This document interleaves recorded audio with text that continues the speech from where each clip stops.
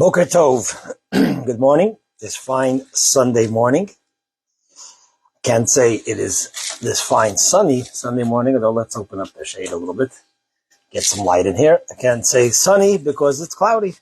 And it seems like a bit of a South Florida cold front is coming in. But that's good. That's also good. We always need a little bit of earing out. So let's start the class, always we do, with a mitzvah, with giving a little tzedakah, little charity, so that we can bring forth some blessing in today's Torah study. So here we go. We put in the tzedakah box, and God willing, we will have blessing in what we share, that it inspires both and informs both myself and the listeners. Everybody, a good morning. Baruch atah Adonai Eloheinu melech haolam shehakol nihiyah bidvaro. Hope you answered amen, or made the blessing with me. So, there's little Mike was sitting and studying his English language, and he asks his father, as he's trying to figure out the difference of sometimes various words that I use to try to describe a situation. He asks his father, tell me, what is the difference between irritation, aggravation, and misery? So his father picks up the phone.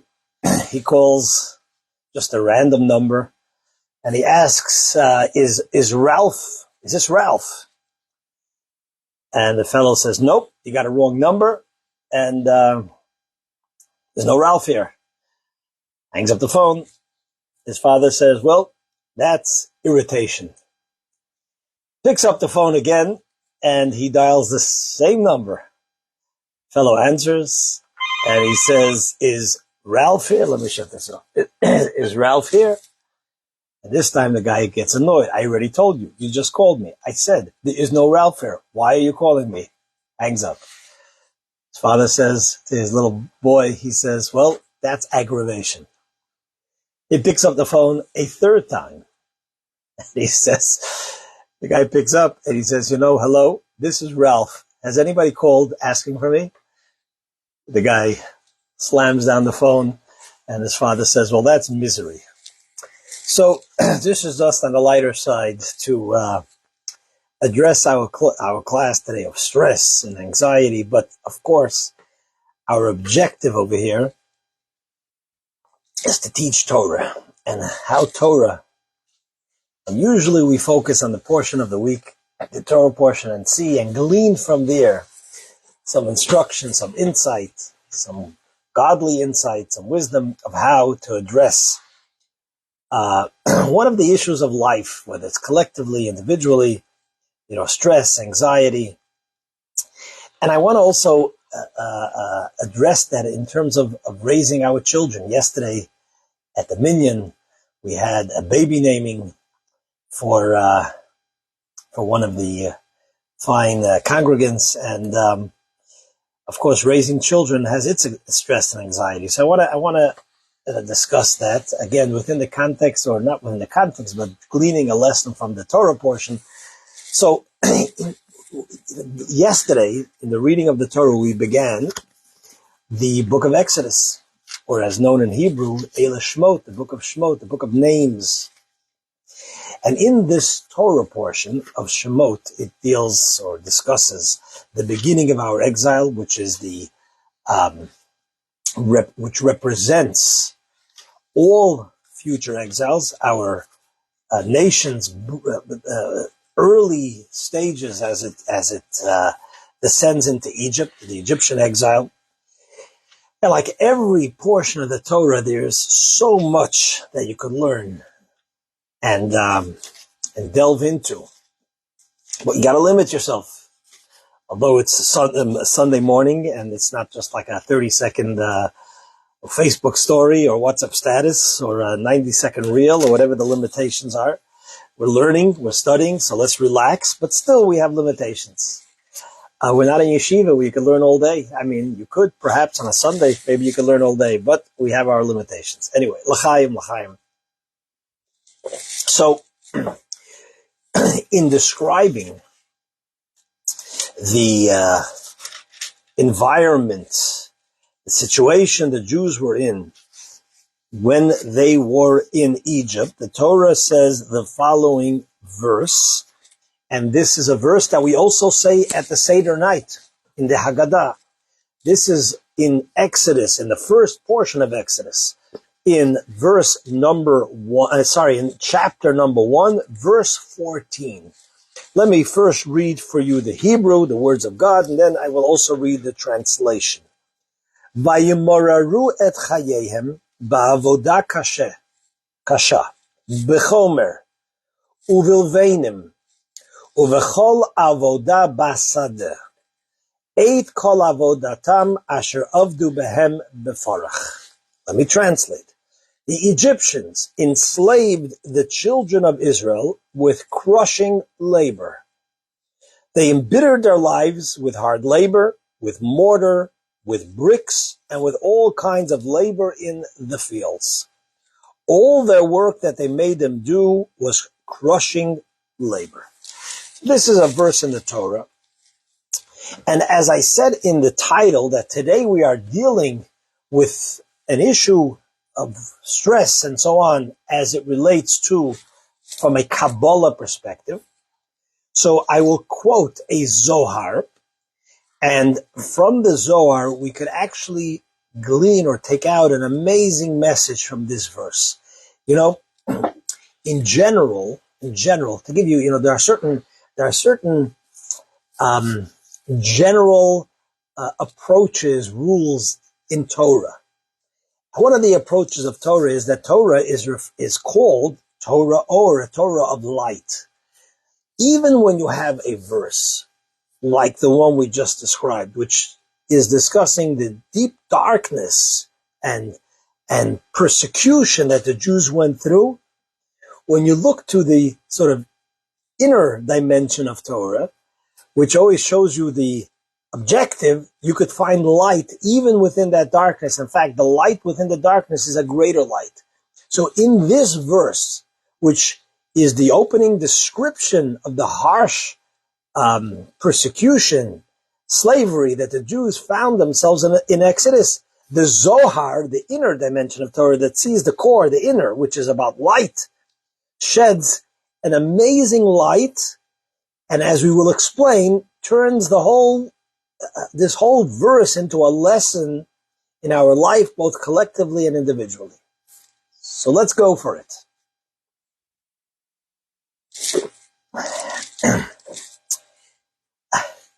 I want to share something. I want to digress into something unrelated to this discussion, but it's in the Torah portion, and it's so apropos to the time that we're in and the battle that we are fighting today that I want to mention it. So please allow me that indulgence.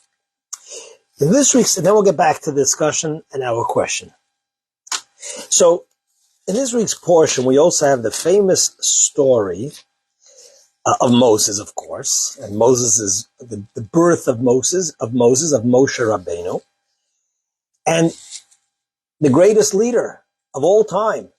The Torah tells us very little about his character.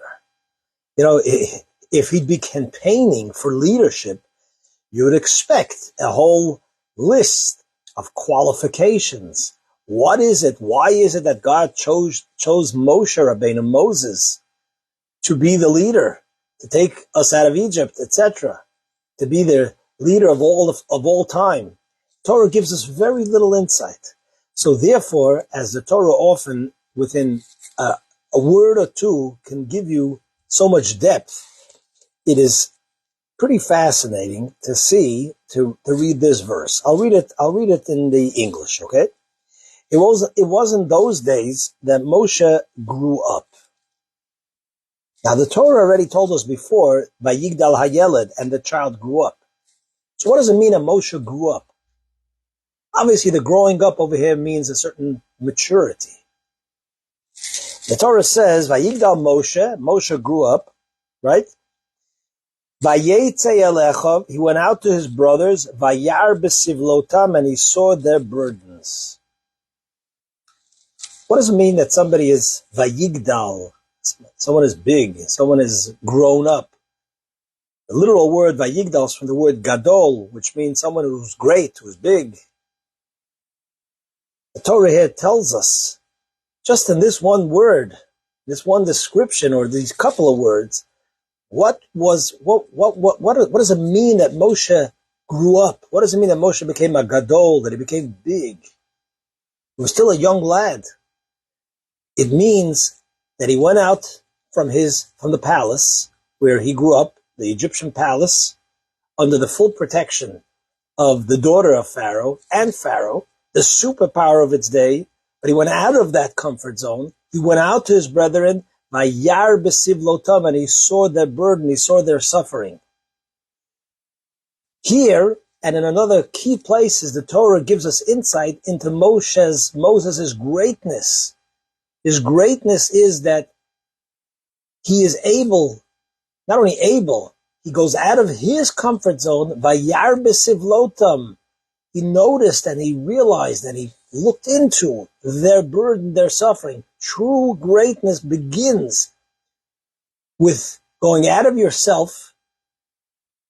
There's like a stark contrast. The way American politics, or in general Western politics has become, is that whoever is running for office has to go around and tout their greatness, who they are, and to a large extent, it's created an environment where running and convincing people of leadership is it's about yourself. Not always. There are selfless politicians. It does exist. But often that's what it's created, that kind of environment. Here, the Torah is telling us Moshe's, his greatest, or definitely one. There's a few descriptions of it. Moshe's greatness is that what means he became big, what means he grew up.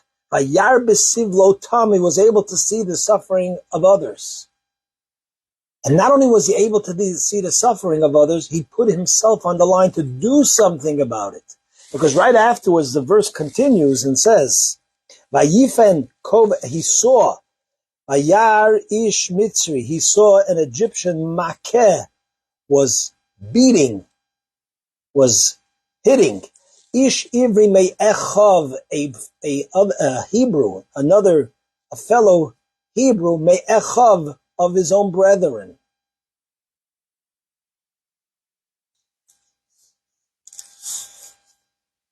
In other words, the Torah is telling us, despite him growing up in Egypt and in the palace and in a whole different environment from his birth, basically, Ish Ivri, and a Hebrew, me'echav, of his brethren. He knew who are his real brothers. Because we know that. Why does the Torah have to tell us me'echav of his brothers? It's an extra word. We know who Moshe is. We know who the Ivrim are. Me'echav, he knew these were his brothers, and therefore I must do something regardless. I can't just keep on walking. Then it says an interesting thing. Vayifen ko v'ko, and he looked here and there. Vayar ki ein ish, he saw that there was no man. Now, on the simplest level, and then the Torah of heart, let me continue. Vayaches hamitzri, he went ahead and he killed the Egyptian. What does it mean? He looked here and there and he saw there was no man. So on the simple level, on the pshat, Torah could be learned on multiple levels. On the pshat, on the more literal level, means he looked around and he saw there was no one looking and he killed the Egyptian. But that's a little bit extra. It's a little bit sort of superfluous. If the verse would have just gone on to say, Vayachish Mitzri, and he killed an Egyptian, we would understand. Before you kill, you look. It seems like a detail that's not so significant for the Torah, who's very measured with its words, to mention.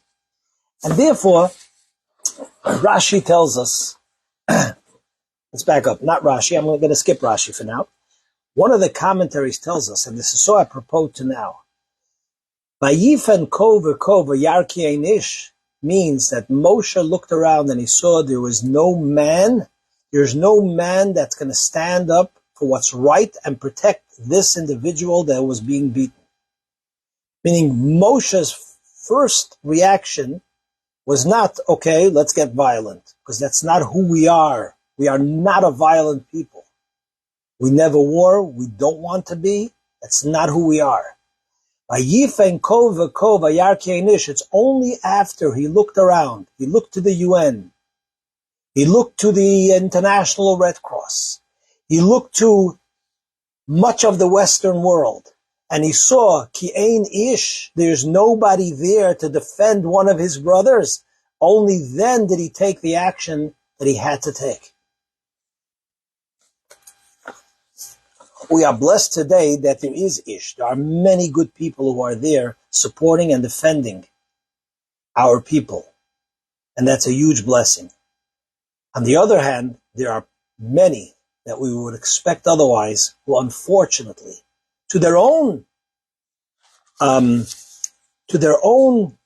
harm, who ain't ish, they're not there. And we need to take action to defend ourselves, to defend our brethren, and to defend good people.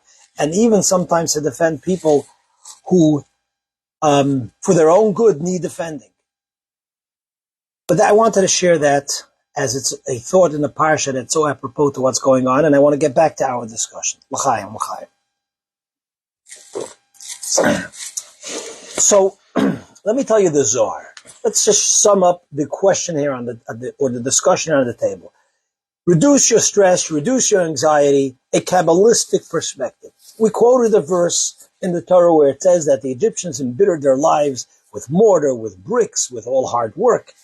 Now here's what the Zohar says. Let me quote the Zohar. Let me come back here, and let me read the Zohar. Give me a moment.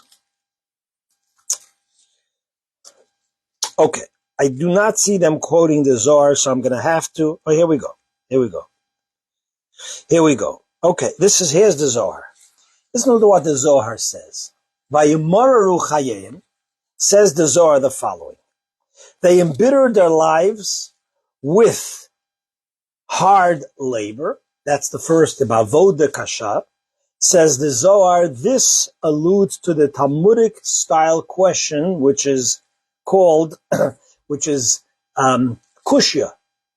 Avoda kasha, difficult work, also means akasha. In Yiddish we say, et gefrekt akasha. He asked a question.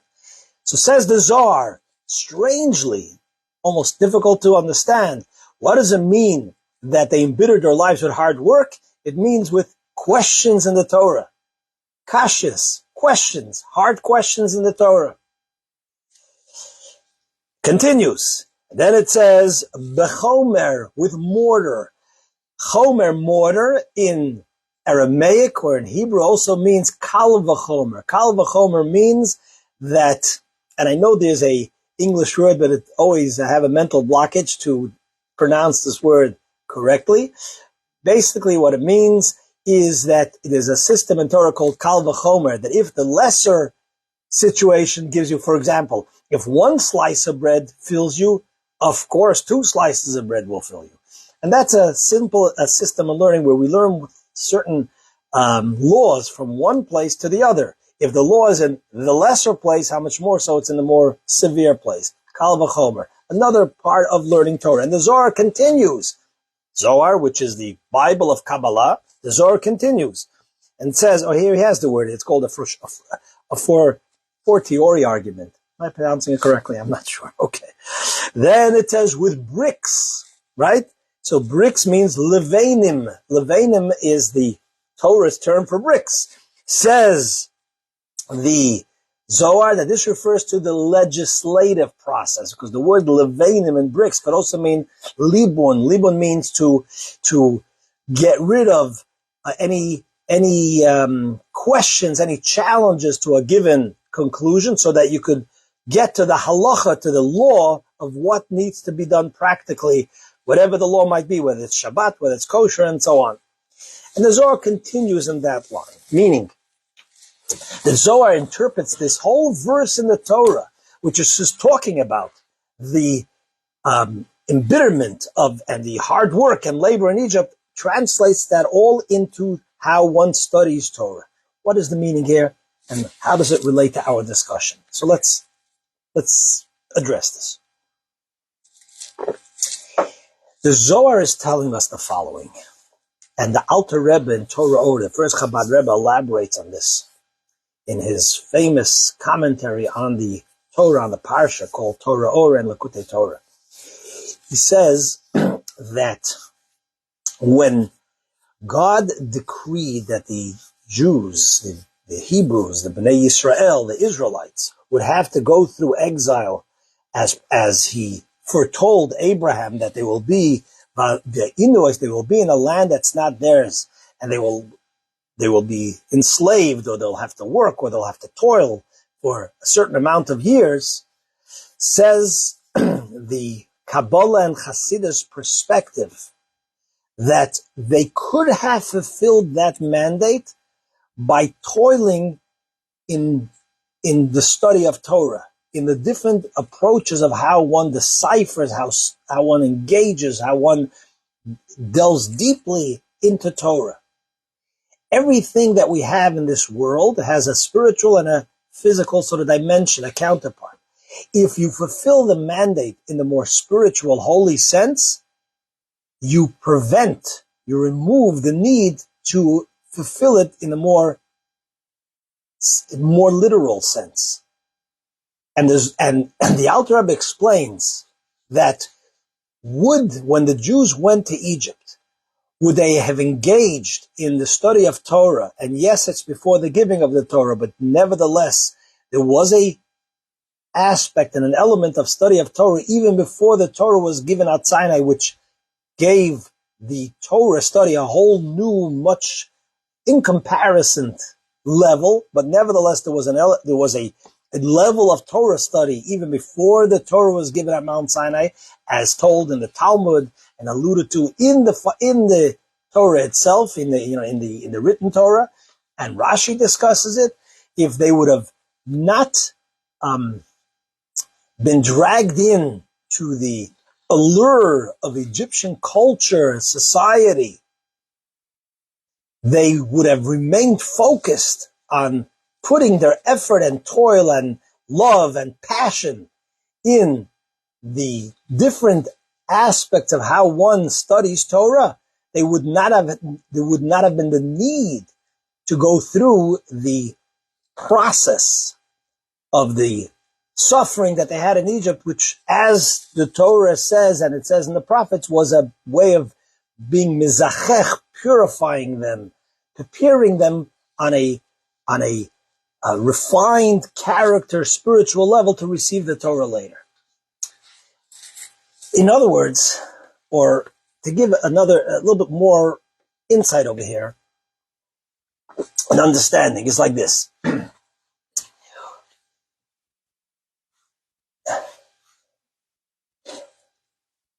We don't understand as a people, as a Jewish nation, why we have to go through suffering again and again and again. I mean, we're now, 80 years from the Holocaust, not even, and again, anti-Semitism and persecution and murder and cruelty beyond our understanding.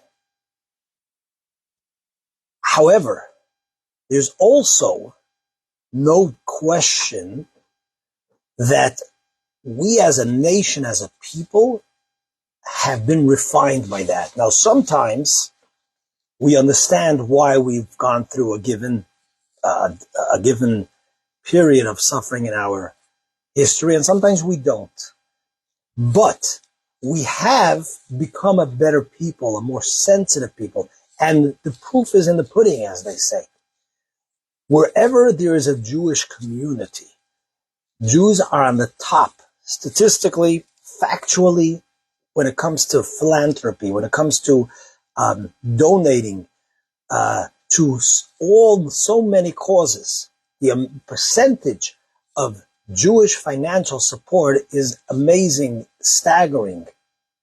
Whether it's building hospitals, donating to science, to education, to Torah institutions, to charitable institutions.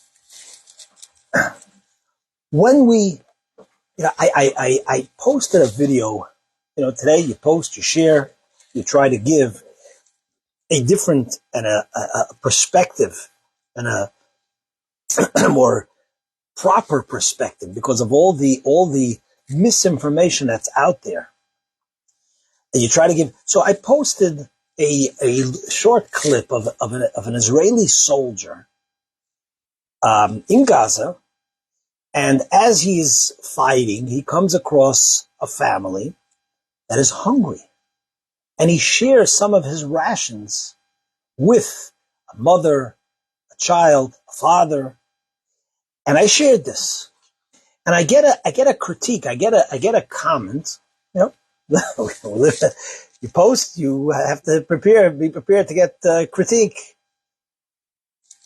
I get a critique from someone who says that is why we are losing the war. We, the Jews, the Israelis, we're losing the war because instead of wiping out our enemies, we're soft-hearted and we're feeding them. Now, I disagree with him. No, but I agree with him if we know it's out, if we know that this guy is a terrorist who's about to shoot at me. But even if, let's put the argument aside, whether we agree or disagree, but that's who we are. If we see a hungry person, our natural inclination is to go ahead and feed and be kind. That's who we are at our core.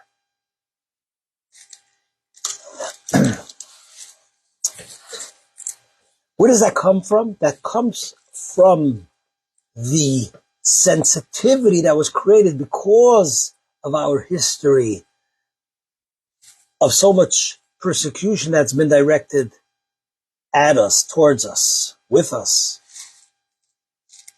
I'm not, and I keep on repeating this, I'm not justifying the previous Rebbe, the previous Chabad Rebbe once said, we don't always have to defend God. Sometimes we could say, God, it's enough.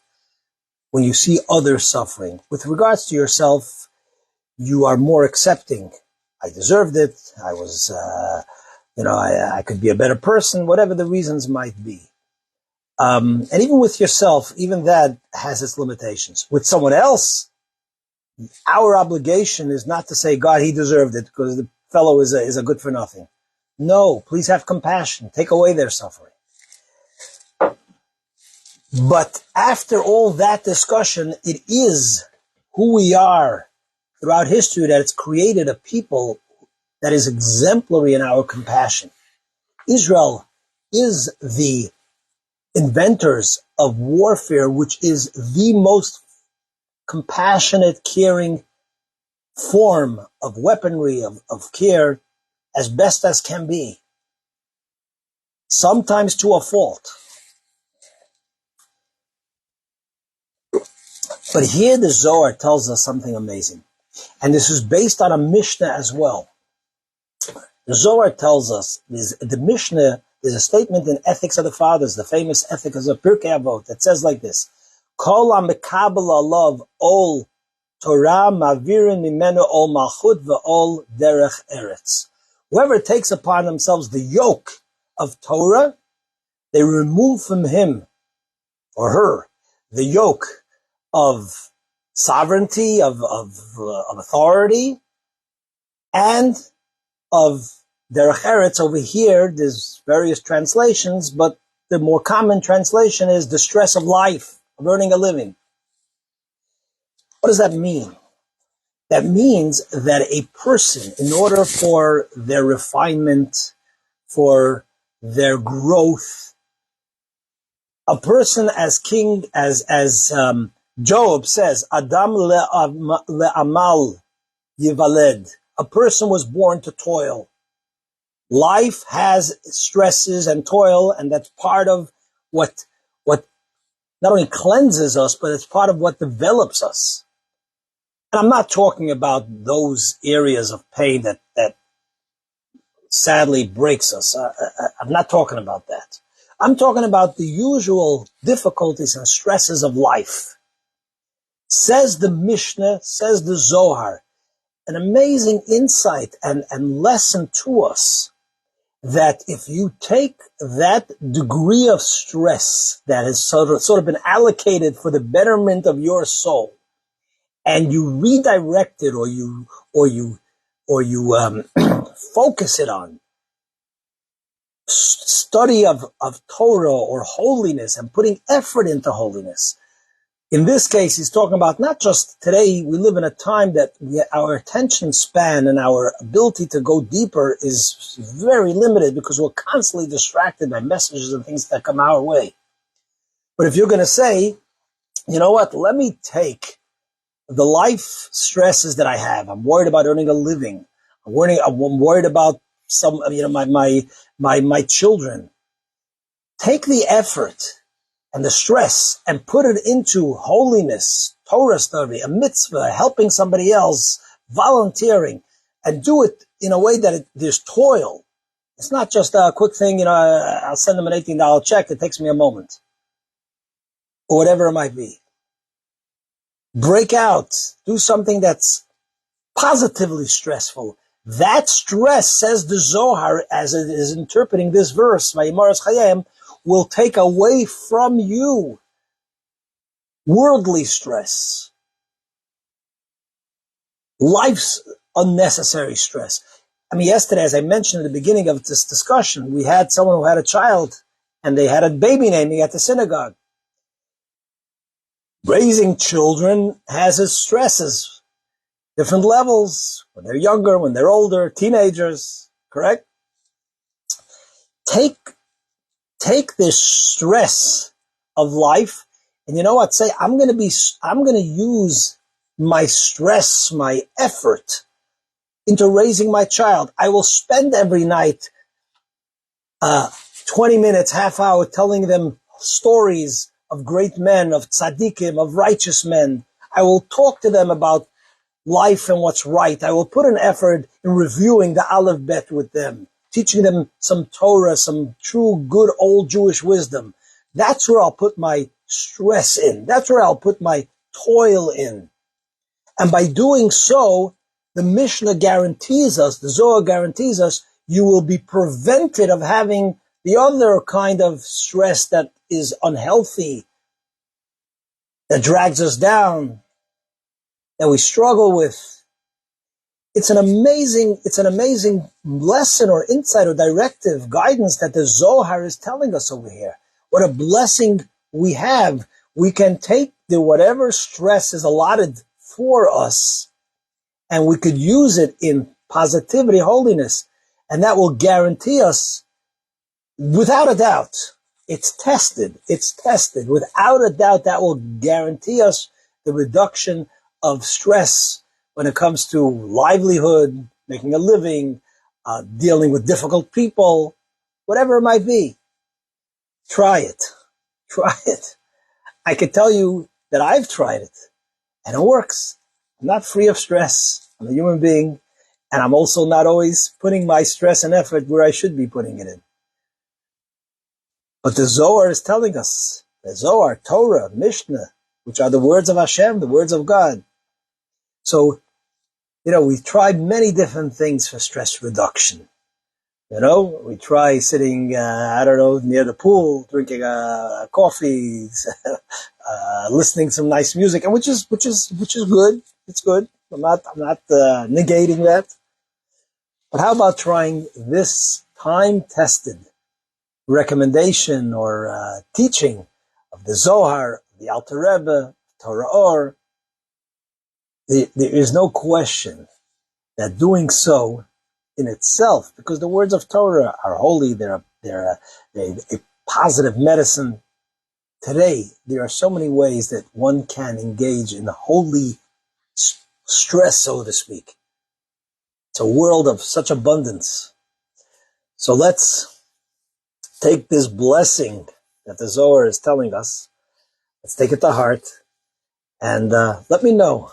Send me a comment. Let me know if, do it in small steps. Say, I'm going to take 10 minutes a day where I'm going to stress. I'm going to focus. I'm going to put my phone on Do Not Disturb, and I'm going to focus, whether it's study of Torah, in a deeper level. We're not talking about just on a superficial level.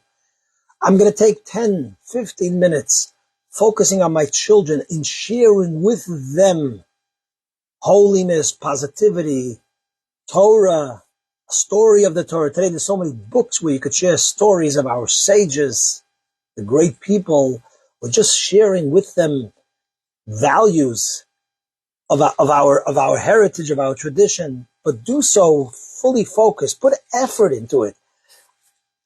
You'll be blessed. You'll be blessed. You'll be able to share your success and inspire others to do so.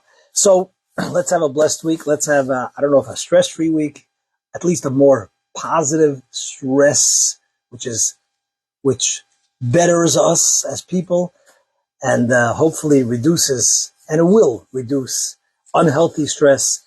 So have a blessed week. Thank you for listening. By listening, you're definitely reducing my stress, because by doing this mitzvah and sharing and the words of Torah, which is a light unto all of us, a blessing to all of us. So may us all have a blessing, a blessed week. Everybody have a wonderful rest of the day and beautiful week.